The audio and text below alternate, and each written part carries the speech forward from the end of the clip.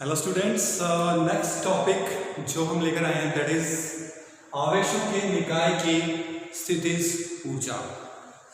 आवेशों का एक निकाय दिया हुआ है, बिंदु आवेशों का एक निकाय दिया हुआ है हमें, और हमें उसकी स्थितिज ऊर्जा या स्थिर विद्युत ऊर्जा का मान हमें ज्ञात करना है, उसको डिफाइन करना है। सबसे पहले उसकी परिभाषा क्या है, राइट? परिभाषा बोर्ड पे लिखी गई है, उसको रीड करते हैं। आवेशों के निकाय की स्थितिज ऊर्जा सभी आवेशों को उनकी स्थितियों पर लाने में किए गए कुल कार्य के तुल्य होती है। देखिए, आवेशों का एक निकाय है, मान लीजिए इस प्रकार के आवेश। पहले हम Q1 लेकर आते हैं, फिर Q2 लाते हैं, Q3 लाते हैं। Q1 आवेश को स्थापित कर रहे हैं, किया गया कार्य W1 है मान लीजिए। फिर Q2 को स्थापित करते हैं, किया गया कार्य मान लीजिए W2 है। Q3 को स्थापित करते हैं, मान लीजिए किया गया कार्य W3 है। तो W1, W2 और W3 का जो योग है दैट इज इस निकाय की स्थितिज ऊर्जा कहलाती है। करेक्ट? तो आवेशों के निकाय की स्थितिज ऊर्जा को हम समझ रहे हैं, और 11th क्लास में आप स्थितिज ऊर्जा के बारे में जान चुके हैं। स्थितिज ऊर्जा क्या है? स्थिति के कारण ऊर्जा, यानी आवेशों की अपनी स्थितियों के कारण जो निकाय की ऊर्जा है उसे हम स्थितिज ऊर्जा कहते हैं। तो यहां इसका नाम स्थिर विद्युत ऊर्जा भी है, या आवेशों के निकाय की स्थितिज ऊर्जा भी कह सकते हैं। और बल क्षेत्र के विरुद्ध जब भी कार्य होता है, बल क्षेत्र के विरुद्ध जब भी बाह्य कार्य किया जाता है, तो वहां पर स्थितिज ऊर्जा उत्पन्न होती है। किया गया कार्य स्थितिज ऊर्जा में रूपांतरित होता है। ये आप स्प्रिंग के एग्जांपल में भी समझ सकते हैं, गुरुत्वीय क्षेत्र में भी आप समझ सकते हैं, बट यहां पर हम विद्युत क्षेत्र की बात कर रहे हैं। तो यहां भी आप इसका जो विद्युत क्षेत्र है, इसके विरुद्ध जो हम कार्य कर रहे हैं, वही किया गया कार्य स्थितिज ऊर्जा में रूपांतरित होता है। राइट? डिटेल में समझते हैं। अब Q आवेश से मान लीजिए R दूरी पर, ये मान लो Q1 आवेश है, इससे R दूरी पर एक पॉइंट है P। तो Q1 से R दूरी पर विभव का मान कितना होगा? V equals to KQ1 upon R। KQ upon R, एक बिंदु आवेश से R दूरी पर विद्युत विभव का मान कितना होता है? KQ upon R। राइट? अब इस बिंदु P पर एक अन्य आवेश को लेकर आए, Q2 को लेकर आ रहे हैं। इस बिंदु P पर हम आवेश Q2 को ला रहे हैं। तो बिंदु P पर विभव का मान कितना है? KQ1 upon R। और ये क्या है? एकांक धनावेश को लाने में किया गया कार्य। V जो है वो एकांक धनावेश को लाने में किया गया कार्य है। तो आप कितना आवेश लेकर आ रहे हैं? Q2 आवेश को लाने में किया गया कार्य W equals to Q2 into V, multiply कर देंगे Q2 से। तो ये हो गया कि Q1 Q2 अपॉन R। अगर हमें दो आवेश दिए गए हैं Q1 और Q2, तो इस निकाय की जो स्थिर विद्युत ऊर्जा है वो KQ1 Q2 अपॉन R होती है। राइट? अब एक्चुअल में आपके माइंड में क्वेश्चन उठ रहा होगा कि Q1 को भी तो उसकी पोजीशन पर स्थापित किया है, बट जब हम Q1 को लेकर आ रहे हैं तो यहां पर क्या पहले से कोई विद्युत क्षेत्र है? क्या पहले से कोई आवेश उपस्थित है? नो। तो Q1 को लाने में कोई कार्य ही नहीं करना पड़ेगा। अगर विद्युत क्षेत्र का मान 0 है तो आवेश को एक स्थान से दूसरे स्थान पर ले जाने में किया गया कार्य 0 होता है। राइट? तो यहां भी वही है। अब Q1 के कारण P पर विभव उत्पन्न हो जाता है। सो जब आप Q2 को P पर लाएंगे तो कार्य करना होगा। और धनावेश है, यहां भी धनावेश है, यहां भी धनावेश है, तो प्रतिकर्षण हो रहा है। इस प्रतिकर्षण के विरुद्ध में जाकर हम कार्य कर रहे हैं। वही किया गया कार्य इस निकाय की स्थिर विद्युत ऊर्जा में रूपांतरित हो जाता है। डेफिनेशन लिखी हुई है। अब अगर मान लीजिए हमारे पास दो से अधिक आवेश है, अगर हम मान लें हमारे पास 3 आवेश है, 3 आवेश है, तो कुल स्थिर विद्युत ऊर्जा का मान ज्ञात कर सकते हैं। देखिए कैसे फाइंड करेंगे।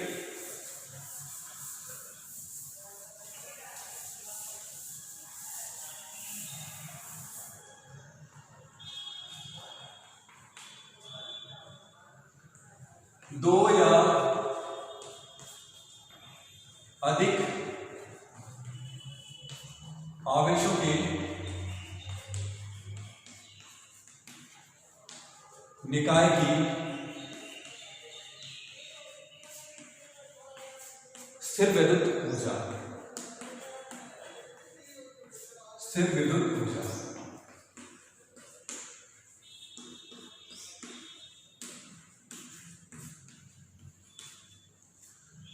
हमें मान लीजिए इस प्रकार के आवेश दिए हुए हैं,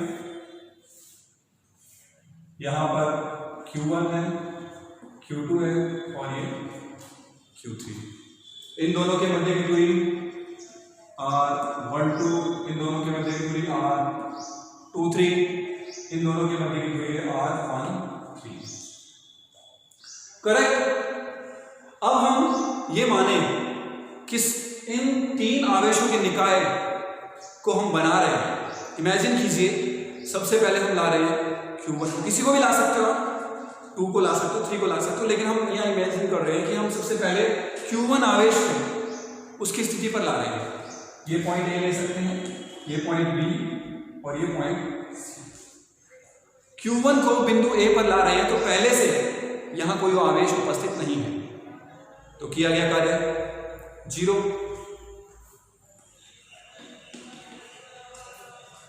अब हम आवेश Q2 को लेकर आए।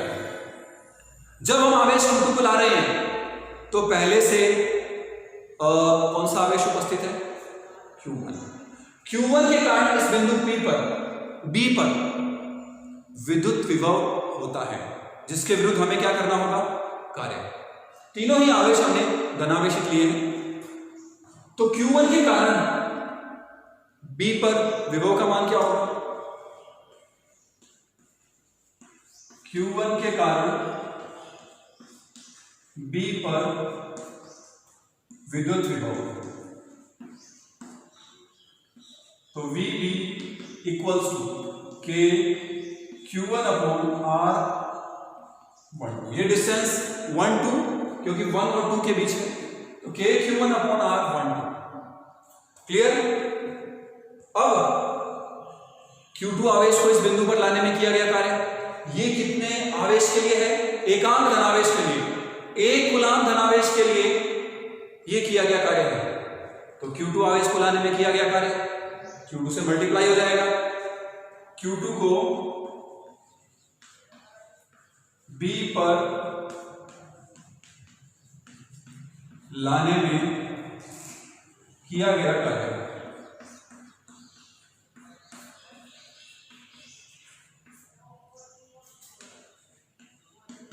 W2 लिख देते हैं इसको, Q2 इंटू VB। तो ये हो गया Q2, VB का मान K, VB का मान यहां करेंगे K Q1 अपॉन R1। तो देखिए क्या वैल्यू प्राप्त हुई, K Q1 Q2 upon R1। Correct. ये है बिंदु B पर हम आवेश Q को स्थापित कर रहे हैं, और पहले से जो उपस्थित आवेश है वो ओनली Q1 है, ये नहीं है। अब Q1 और Q2 को हम अपनी पोजीशंस पे स्थापित कर चुके हैं, राइट नाउ।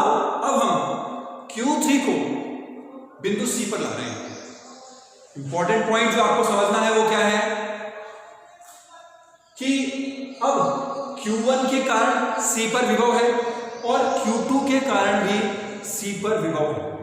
इन दोनों बिंदु आवेशों के कारण C पर विभव उपस्थित है, तो दोनों विभवों का कुल योग हो जाएगा, राइट। तो ये इक्वेशन फर्स्ट और ये इक्वेशन सेकंड। अब हम फाइंड कर रहे हैं W3। अब इसके लिए सबसे पहले हमें क्या चाहिए, C पर कुल विभव चाहिए।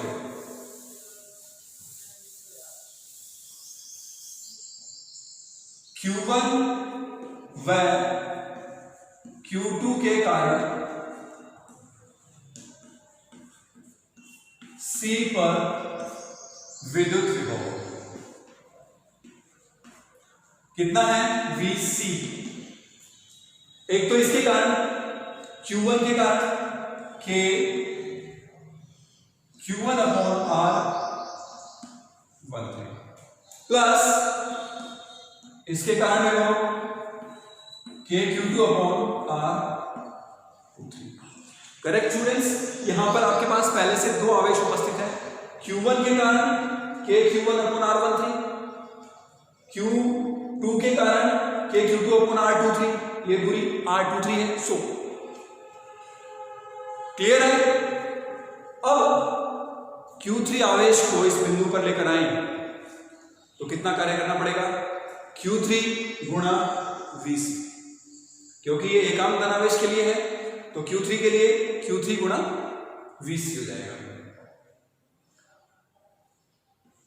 Q3 को C पर लाने में किया गया कार्य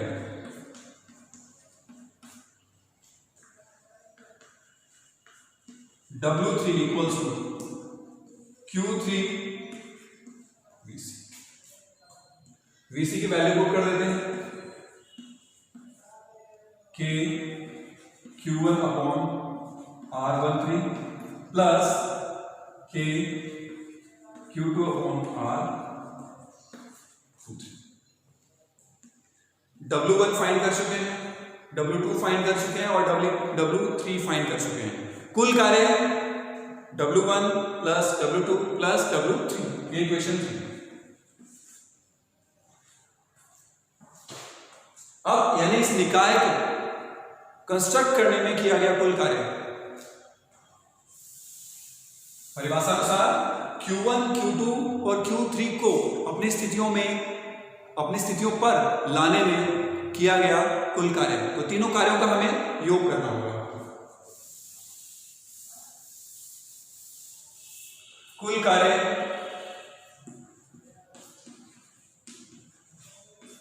W equals to W1 plus W2 plus W3। W1 का मान 0 था, W2 का मान के Q1 Q2 upon R12 plus यहां पर हमने फाइंड किया था Q3 के Q1 अपॉन R13 प्लस के Q2 अपॉन W1, W2 और W3 की वैल्यू हम पुट कर चुके हैं। इसको थोड़ा सिंप्लीफाई कर देते हैं। W इक्वल्स के Q1 Q2 upon R12 plus के Q2 Q3 अपॉन R23। इसको इसके साथ मल्टीप्लाई करके के Q1 Q3 अपॉन R1। तो इस ब्रैकेट को खोल के हमने इनको रीअरेंज किया है। के Q1 Q2 R12 1 2 1 2 2 3 2 3 1 3 1 3। करेक्ट। तो ये है किया गया कुल कार्य। तो आपको जितने भी आवेश दिए हों उनका एक एक निकाय बनाएं, युग्म बनाएं। इसका युग्म, इसका युग्म और इसका युग्म, 3 युग्म बन रहे हैं 3 आवेशों से। तो युग्मों के अनुसार ये स्टेप लिखा जा सकता है। क्लियर है। अब इसको चाहें तो हम समेशन के रूप में लिख सकते हैं। W equals to summation. देखिए यहां पर आपको 2 समेशन लगाने होंगे, 1 2 और 3, Q1 Q2 Q3। देखिए कपल किससे बन रहे हैं, 1 Q1, Q2, Q3 और इसमें देखिए Q1 यहाँ Q2 और Q3। अब इसमें हमें दो समेशन काम में लेने होंगे। तो दो समेशन किस तरह से लेंगे? K नियतांक है, इसको आप बाहर लिख सकते हैं चाहे तो I equals to 1 to 3, J equals to 1 to 3, K QI QJ upon RI QI QJ। अब I का मान 1 2 3, J का मान 1 2 3। तो दो समेशन हमें लगाने होंगे।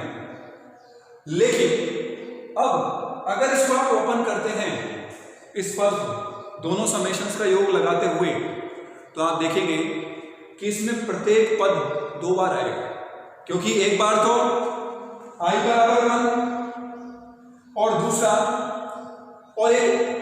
जब J बराबर मान लीजिए 2 है तो 1 2 हो गया। जब मान लीजिए I बराबर 1 है और J बराबर 2 है,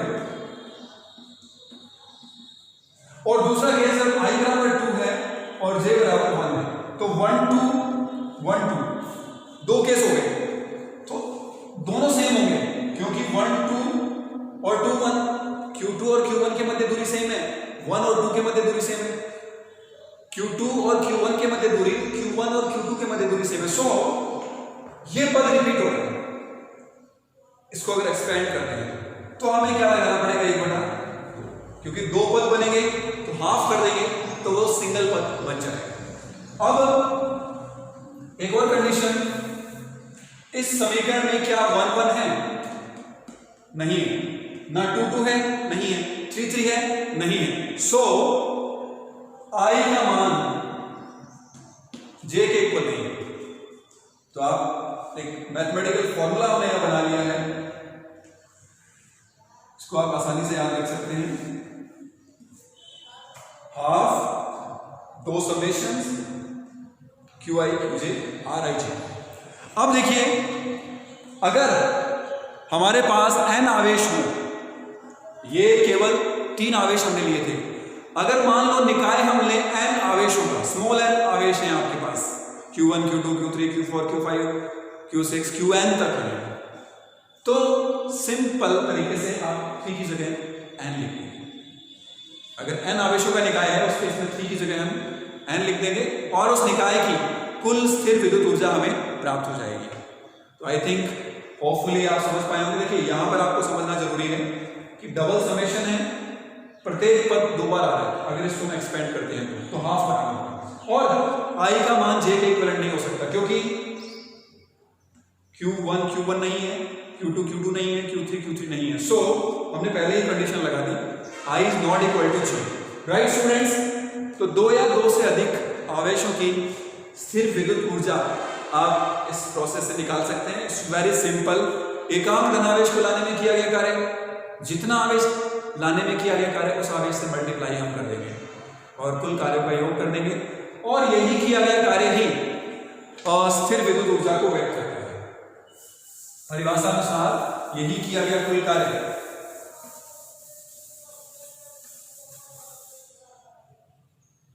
W इक्वल्स टू U, या आप लिख दें U इक्वल्स टू W। तो U equals to 1/2 double summation I equals to 1 to n ले लें हम यहां पर, J equals to 1 to n, K QI QJ upon RIJ।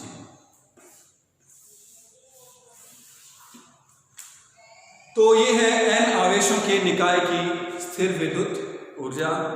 Hopefully इसको आप समझ पाए होंगे, बट आपको मैं फोकस करना चाहूंगा विद्युत विभव क्या है। एकांक धनावेश को लाने में किसी बिंदु पर किया गया बाह्य कार्य, तो जितना आवेश लाएंगे आप उससे मल्टीप्लाई कर दीजिए।